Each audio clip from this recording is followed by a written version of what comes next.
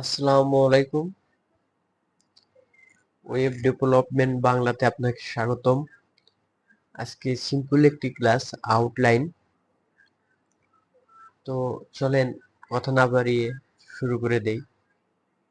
ক্লাসটি এমনি ছোট, দেখেন আগের ক্লাসে আমরা কি করেছিলাম, একটা ডিপ নিছি, ডিপের ভিতরে একটা হচ্ছিল বক্স মডেল তৈরি করছিলাম।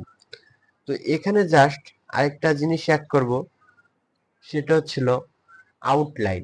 এই যে আছে আপনার বর্ডার নিছি, এই বর্ডারটা কেটে দিয়ে বা বর্ডার দিয়ে এখানেই থাক, খালি এই জায়গায় আমি বর্ডারের পরিবর্তে আউটলাইন দিয়ে দিই।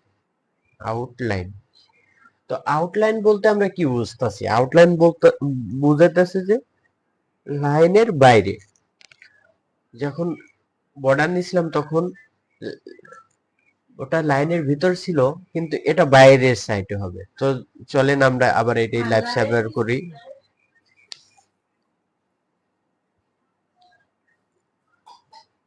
তো এই যে বক্সটা দেখেন, আমরা যখন বর্ডার নিছিলাম তখন কি হয়েছিল, এই যে এইখান থেকে এটা ভিতরে নিছে, কিন্তু এখন এখান থেকে এটা বাইরে আইছে। জাস্ট এতটুকুই পরিবর্তন হয়েছে, কিন্তু বোঝা যাচ্ছে না এই আর কি।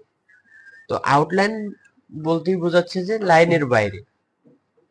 তো খুবই সিম্পল একটা ক্লাস, আশা করি আপনারা বুঝতে পারছেন। তো আজকের ক্লাস এখানেই শেষ।